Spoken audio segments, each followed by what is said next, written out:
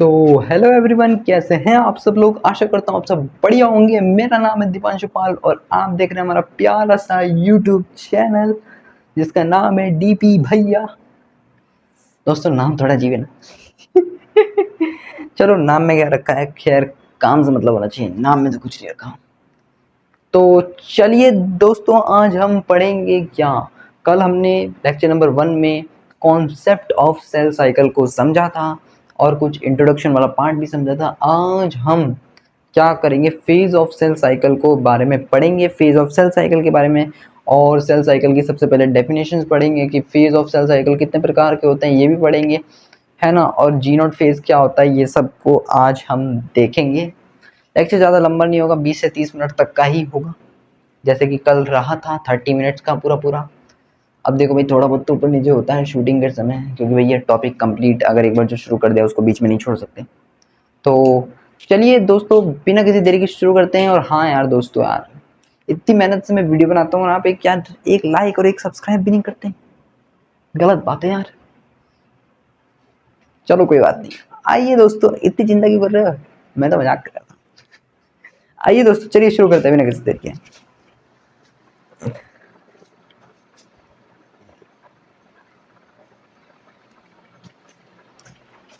तो हाँ जी दोस्तों, चलिए शुरू करते हैं बिना किसी देरी के। अपना कौन सा डेफिनेशन ऑफ सेल साइकिल, कल हमने सेल साइकिल पढ़ा था।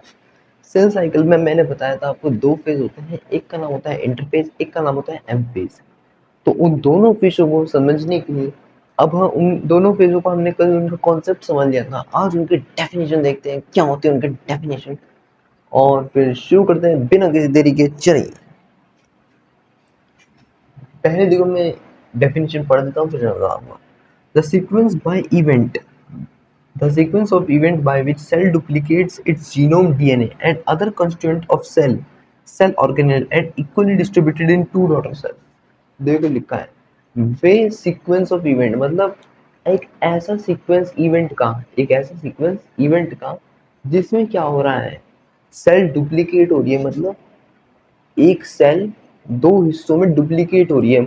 मतलब क्या हो रहा था, ये सेल थी, ये इसके दो हिस्सों में क्या हो रही थी, डुप्लीकेट हो रही थी। जो माल इसमें था, मतलब जो जो सामान इसमें था, जो जो चीजें इसमें थी वो चीजें इनमें भी थी, इसमें भी थी। तो क्या हो रहा है, सेल डुप्लीकेट हो रहा है। क्या हो रहा है, सेल डुप्लीकेट हो रहा है। देख ये रहा सेल डुप्लीकेट। दूसरा क्या है, जीनोम डीएनए। जीनोम डीएनए, भैया जीनोम डीएनए क्या होता है। जीनोम डीएनए मतलब जिसे हमने देखा था एस फेज में क्या हो रहा था, डीएनए रेप्लिकेट हो रहा था, मतलब डीएनए की सिंथेसिस हो रही थी। तो क्या हो रहा था, डीएनए का भी डुप्लीकेट हो रहा था, जिसकी वजह से क्या हो रहा था, ये डीएनए का अमाउंट डबल करके एक डीएनए इसमें जा रहा था, एक डीएनए इसमें जा रहा था। याद है ना दोस्तों, भूले तो नहीं, ठीक है। तो other constant of cell organelle, और सेल ऑर्गेनेल का भी अमाउंट डबल हो रहा था। याद करो, मैंने बताया था कि 100 रुपए से 200 रुपए करने हैं, है ना, याद करो। And equally distributed in two daughter cell, और वो दोनों डॉटर सेल में बराबर बांट देता है पेरेंट सेल।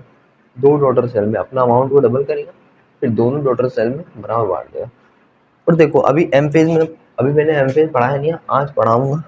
तो M phase by complex series of event. M phase क्या होता है, कॉम्प्लेक्स सीरीज ऑफ इवेंट।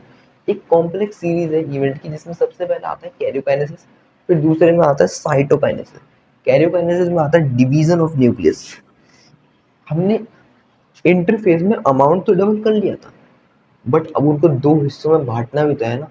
तो उसमें क्या होता है कि हम न्यूक्लियस को पहले, सबसे पहले न्यूक्लियस को डिवाइड करते हैं, फिर सेल का डिवीजन करते हैं। फिर जब सेल का डिवीजन करते हैं ना, तो उसको बोलते हैं साइटोकाइनेसिस। तो दोस्तों अब हम बढ़ते हैं अपने अगले टॉपिक की तरफ बिना किसी देरी के। तो आइए चलिए शुरू करते हैं। तो आइए दोस्तों, अब हम देखते हैं अपना टॉपिक, जिसमें इसके आगे बेल नोट डाल के लिखना है। फिर उसके बाद हम टॉपिक पढ़ेंगे फेज ऑफ सेल साइकिल, क्या होता है फेज ऑफ सेल साइकिल में। तो नोट डाल के पहले तो आपको ये डायग्राम बनाना होगा मेरे साथ। क्या कहते हैं इस डायग्राम में, मान लीजिए पेरेंट सेल है, पेरेंट सेल याद करिए कल के लेक्चर में पेरेंट सेल से हमने G1, G1 से S, S से G2, फिर डॉटर सेल, डॉटर सेल के बाद फिर वो डॉटर सेल भाई कभी ना कभी तो पेरेंट सेल बनेंगे। आप बच्चे हो, कभी ना कभी आप मम्मी पापा भी बनोगे, है ना। तो भाई ये तो सत्य है। तो भाई डॉटर सेल से क्या होगा, ये फिर पेरेंट सेल बनेगी, पेरेंट सेल के बाद फिर ये G1, फिर ये S, फिर G2, फिर इसके दो सेल बनेंगे जिसको बोलेंगे हम डॉटर सेल, ठीक है। तो G1S G2 को हमने क्या बोला, इंटरफेस। क्या बोला, इंटरफेस। इसमें सेल डिवाइड नहीं करती, सेल अपने आप को तैयार करती है।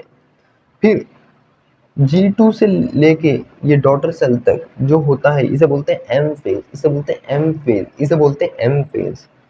फिर ये पेरेंट सेल, फिर ये G1S G2, फिर इसको बोला इंटरफेस, और फिर G2 से डॉटर सेल, ये बोला एम फेज। तो क्या मतलब निकला, तो कंक्लूजन देखो क्या निकला। Interface represent the phase, interface represent कर रहा है वो phase between two M phase. मतलब दो एम फेज के बीच एक इंटरफेज है, समझ में। दो एम फेज के बीच एक इंटरफेज है। अरे मान लो यार, कैसे समझाऊं यार, कैसे समझाऊं कुछ चीज रखी है क्या इधर, कुछ नहीं रखा। ये मान लीजिए दो एम फेज है, दो एम फेज के बीच में, दो एम फेज के बीच में इंटरफेस है। जैसे कैसे आ रहा है मैं समझाता हूँ। आई से मान लेते हैं इंटरफेस,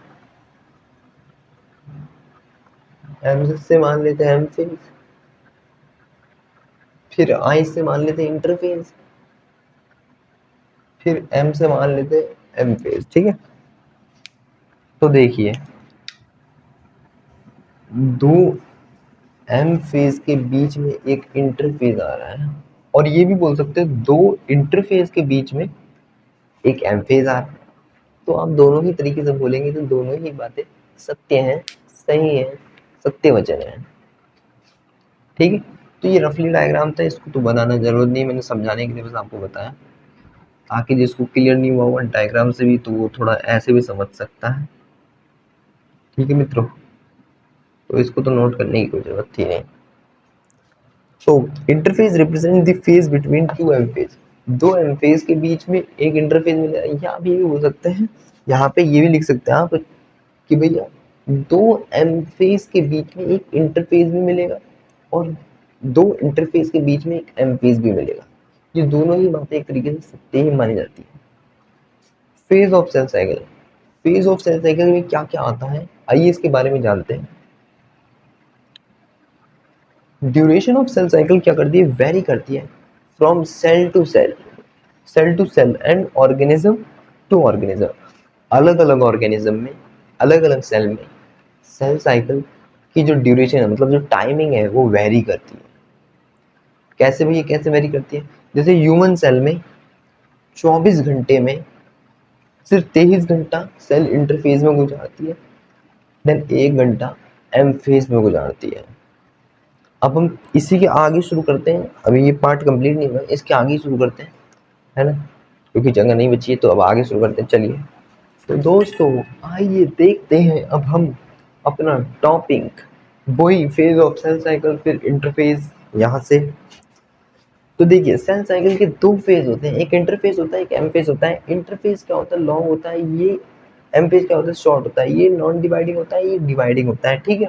ये 95% से भी ज़्यादा इसमें सेल टाइम गुजारती है, और 5% या उससे भी कम टाइम एम फेज में गुजारती है।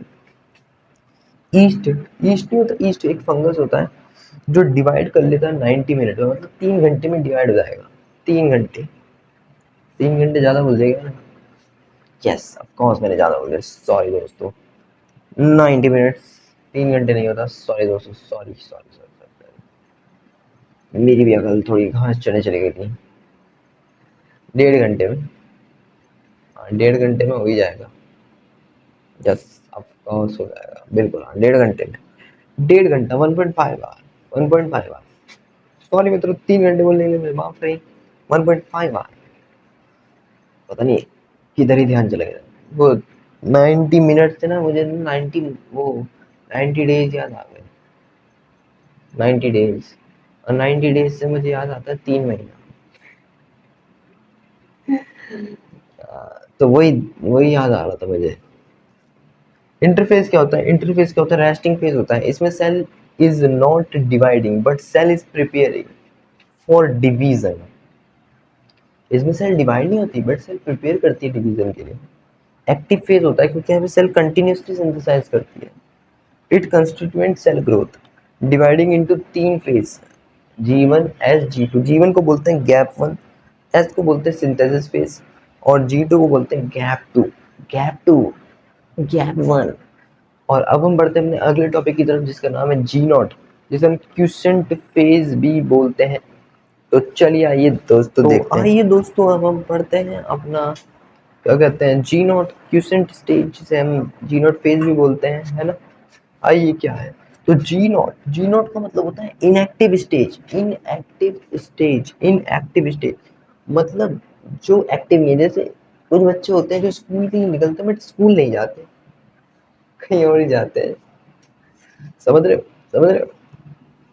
तो देखो ये था तुम्हारे स्कूल जाने का रास्ता, G1 है G2 M फेज। बट वो बच्चा घर से तो निकला बट कहीं और जा पड़ा, तो इसे बोला G0। G0 is not a part of interface. G0 school का पार्ट है ही नहीं क्योंकि बच्चों ने उसे देखते ही नहीं, कभी कभार आता है। G0 is not a part of interface of cell cycle, exit this cell cycle. School के लिए तो निकलता है बट स्कूल के गेट तक भी पहुंचता है बट स्कूल के अंदर नहीं घुसता क्योंकि एग्जिट दिस सेल साइकिल है। Cell is metabolically active but do not proliferate divide. Cell metabolically active है मतलब वो स्कूल जा सकता है but do not proliferate divide, पर वो जाना पसंद नहीं करता क्योंकि उसका मन नहीं करता। ठीक है, तो वो इनएक्टिव, इसलिए वो इनएक्टिव स्टेज में होता है जब तक unless they are called on to do, so depends upon requirement. जब तक उसको रिक्वायरमेंट ना हो कि भैया मुझे स्कूल क्यों जाना है। जैसे मान लो वाइवा है, नंबर मिलेंगे तो जाएगा, पेपर है तो जाएगा, ऐसे फालतू के लिए नहीं जाता वो स्कूल में, फालतू के लिए वो बाहर घूमता है। If cell enter into G naught temporary, अगर सेल टेम्परेरी जी नोट में चली गई है तो then it can back to G one, तो वो जीवन में आ सकती है। जैसे वो स्कूल वाला लड़का है ना, जब वाइवा होगा, एग्जाम होगा, टेम्परेरी के लिए बाहर घूमता रहता है, बाकी वो कभी भी स्कूल में आ सकता है। जैसे वाइवा हो गया, पेपर हो गया और 2-4 दिन कभी कभार ऐसी। इफ वांट्स टू डिवाइड, ठीक है, इफ वांट्स टू डिवाइड, अगर cell can enter into G naught permanently, अगर वो परमानेंटली जी नोट में चला गया, जैसे हार्ट सेल, नर्व सेल, तो वो कभी डिवाइड नहीं करेगा। और मान लो बच्चा हो गया फेल, तो वो परमानेंटली ही जी नोट में चला जाएगा। उस स्कूल वाले बेदखल कर देंगे, एक तो आता नहीं था, पढ़ता नहीं था, कुछ हो गया बंटा धार। Cell divide occasionally, cell divide occasionally, अगर सेल डिवाइड कर रही है, सेल डिवाइड करेगी ओकेशनली पे, है ना।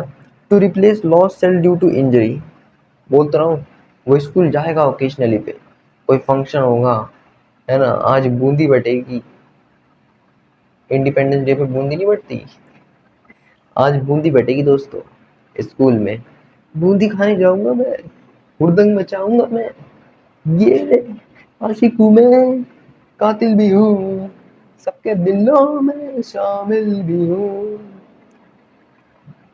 तो ये वही करने जाता है कि बूंदी फटेगी भैया, आज तो जाऊंगा। और आज पता चलेगा ना कि स्कूल में और क्या क्या बट रहा है, दोस्तों से खबर निकली जाती है। तो बस नोट डाल के एक पॉइंट लिखेंगे कि एनिमल सेल में mitosis occurs only in diploid cell. Animal cell में माइटोसिस होता है ओनली अपॉन डिप्लॉइड सेल। जैसे 2n है तो ये भी 2n और ये भी 2n में बढ़ जाएगा। एक एक्सेप्शन है मेल ड्रोन वाला, तो उसको भी हम देख लेते हैं, है ना।